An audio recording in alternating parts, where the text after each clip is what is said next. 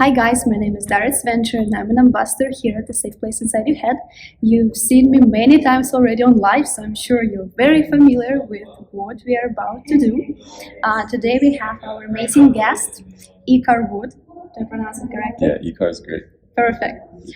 He's a master breathwork practitioner, but honestly, he's just such a light in this world, and he unites hundreds of thousands of people around, I think, the happiness in life. This is what I get from you. Like how to live this life so it's worth living. Yes. And the modality that he uses most of all is breath, and that's why he's considered like a guru of breath work. They bring a lot of fun. Yes, a lot of happiness. It's a lot of fun. It's a lot of happiness in this.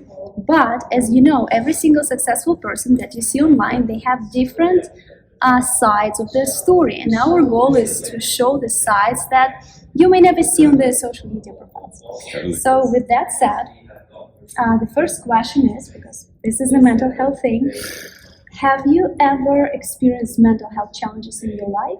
Mm-hmm. And if yes, what were they? Yeah, thank you so much for asking this question, and also thank you to everyone that's brave enough to answer this question. I think it's so important to have clear communication about these subjects, so that you can know that you're not alone. That being said, I feel like I've lived 1,000 lifetimes in this one. And the reason why my transformation was so potent is because my mental anguish was so severe. Mm-hmm. So when I was 22 years old, the place that I was living in my head was not safe. And I wasn't aware that I wasn't the thoughts that I was having. And as a byproduct of my sensitivity to the negativity that I was feeding and subjected to, I had so many different, a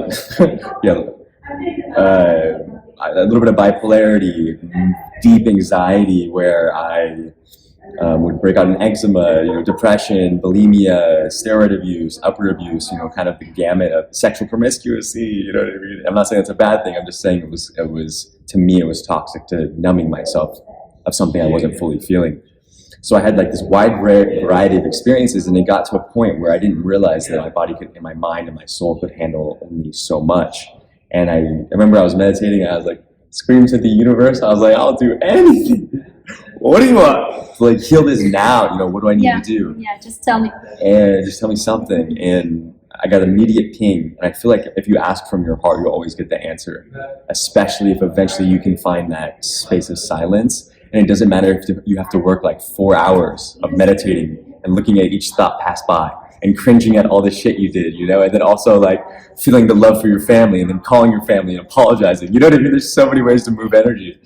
And again, I was able to finally get that space of silence and ask, what do you need from me to make an actionable change to my health? And that was get off the steroids, stop taking the uppers, which was, I don't want to trigger anybody, so I don't give a lot of details here. And they're just factual. It's not my story. It's just facts, which is also beautiful to understand as well. To get off all those things, go vegan for a little bit, purify the body, purify the mind, and then eventually through very consistent study and diving deep into everything I could imagine, like, ancient African priest rituals and, like the gamut of stuff, what I found was breathwork was the most potent, liberating experience that my energy was calling forth. And again, your energy is so unique to you, and it's so important that you listen to the subtleties of what you really desire to experience to feel good. And that could be anything. It could be coloring, it could be drawing, it could be reading a book, it could be making love, it could be cooking a good meal, it could be meditating, it could be breathwork, whatever it is. There's so many different things. For me, it was breathwork. And immediately after 20 minutes of this breathwork, for the first time in so many years, I felt peace. Mm-hmm. Oh my God. Peace exists. Like the shower, yeah, first time. Peace. I'm like, oh shit. I'm like, there's a tree over there. I was like, look at the color of the green, Yeah. And I was like, wow, I just so wasn't present. And I was in my own mental, prison thing, and then now cultivating, being on the upper hand of the purification. What I like to say is you only have to about purify 50% of your bullshit, like release the density, right? The dense emotions, the thought patterns, and then you start getting in a rhythm and it'll purify it for you.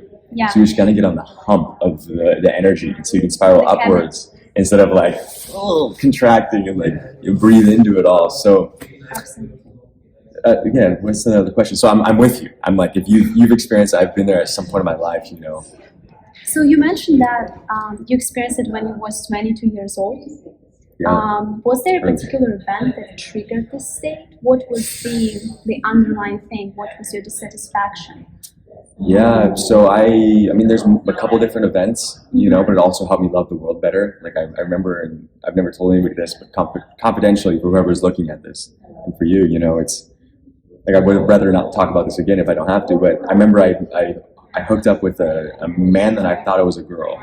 And I really felt love for this person that I thought was the gender that I thought it was, and it like set me down a really confusing experience because I didn't know I didn't expect, and also I still loved, so I'm like, well, then what does this mean? So for me, that was a trigger point. I don't know if that was karmic or whatever. I'm so grateful because it brought with it a bunch of like emotions that I was suppressing, and questions and all these things, and everyone that's in that world understands it much deeper than me. But for me, I was there's not something I could have prepared for.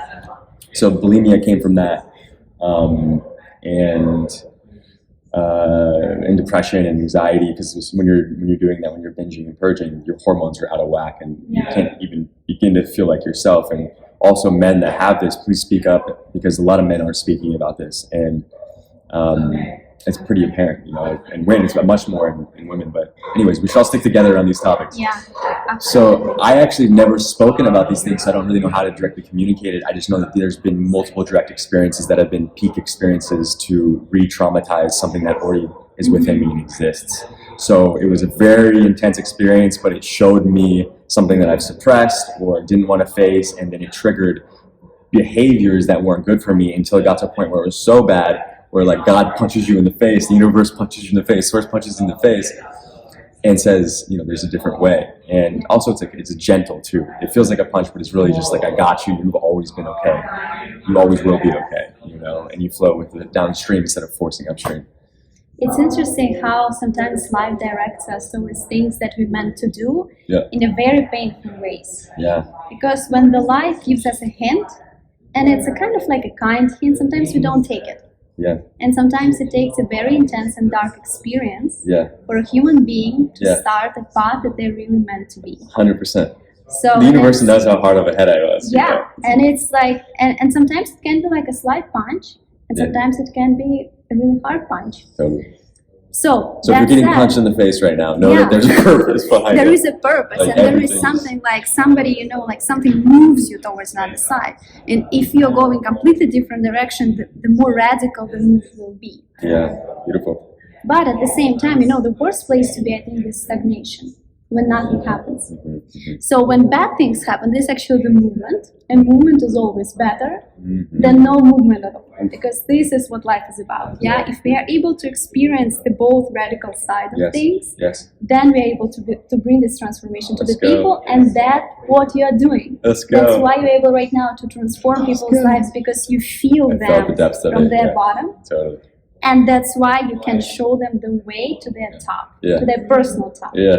Awesome. So tell me more about your top 3 most transformational experiences that inspired the celebrity iKAR mood of the breathwork world. I wouldn't like even attach the celebrity aspect to what I want to be to people, because I've had so many moments of just deep presence with souls that were either giving me love or receiving love from me. And anytime there's like an unapologetic moment of presence where you look in the eyes and you grab their face and you're like, I love you so much, my heart is full for love for you, that changes you. And it's like, I want to live in a world where it's experiential, it's not what you're reading online or posts or what you think it's happening. It's you looking me in the eyes, seeing my eyes as if they're your own, and loving me with your whole heart, and then also getting a version of that in return. That's like those are the experiences I crave. So anytime that moment is there, which is always kind of one moment into the next, it reminds me how powerful it is to actually be here in the now, as we all hear, and how transformative that can be, regardless of how the external experience looks. Me and you could go walk down the hall and have the best moment of our lives together. By listening to someone's story, and being moved by it. Yeah, you never know when this transformational experience can happen. And that's why I think it's so important to have this curiosity turned on. Yeah. Because if you never know, never expect, then the most amazing things happen to you. So good. Just by default of your life. So good. Absolutely. And another question that I want to ask, I know you have many students, you work with people one-on-one as well. Yeah. So what is the most potent transformation that you've seen in people? Yeah, obviously, I bring in the breathwork mechanics, but it's so much about awareness and also keep creating a sacred, trusting, loving container. So the deep emotional healing that needs to take place feels safe to do so. Mm-hmm. That is so important. Ground the energy, create a safe container, mother's womb, divine feminine energy, and all of us are waking up to how intelligent that is and how much the world needs it. So here to raise the vibration of the goddess.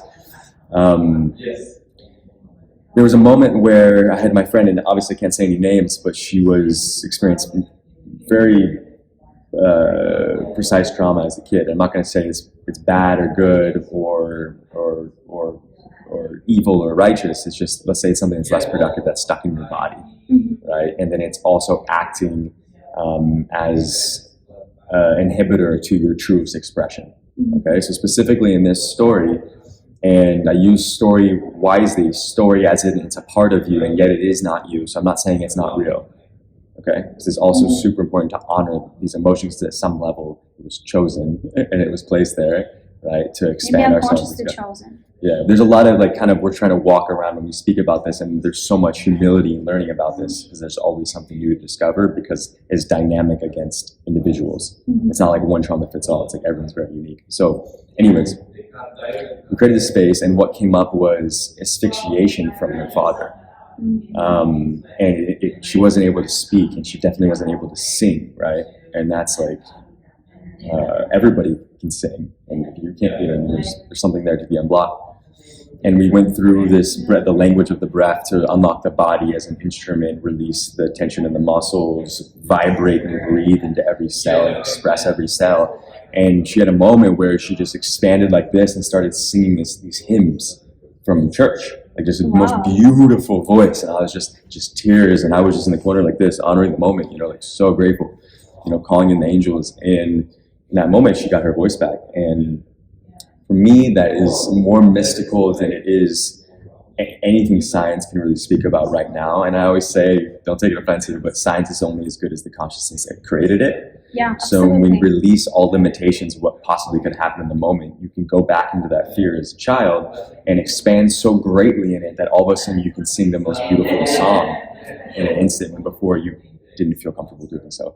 Absolutely. And this is so fascinating. You mentioned the story about the voice. Yeah. Because I've been working with voice for some time as an instrument, it called me as a personal development practice. It didn't call me to be on stage or whatever. It called me as a way to feel good. Yeah. And every time I have my singing lesson, I feel much better. Yeah, it's amazing. Something shifts immediately. It's singing, dancing, and nowadays these practices like singing and dancing, they're the most sacred practices. But for some reason they're not very popular. Not everybody does them.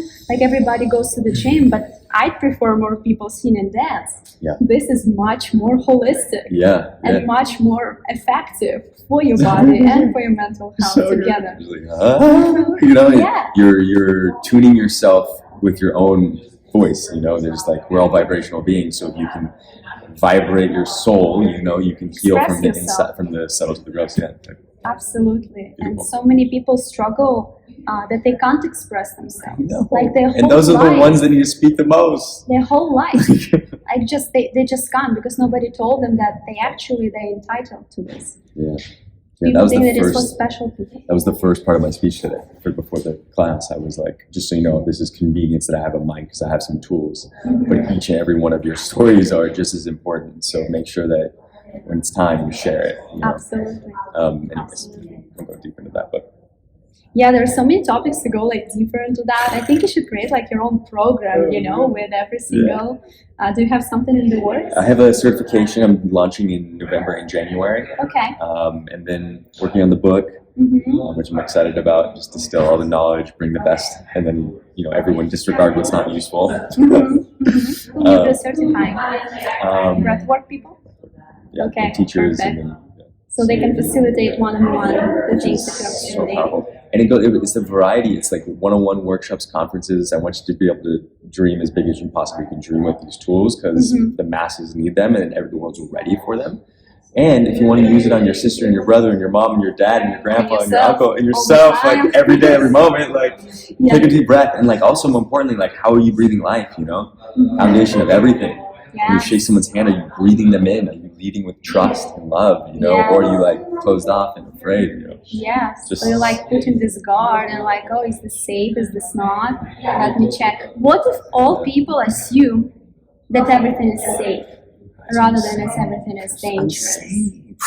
What if the assumption is even if different? there's someone's tears over there, right? We're scared from tears, we're scared from anger. What if you just breathe it in? Yeah. It's okay to feel your emotions. It's okay to express, you know? What if we accepted and not rejected them? Yeah. Awesome.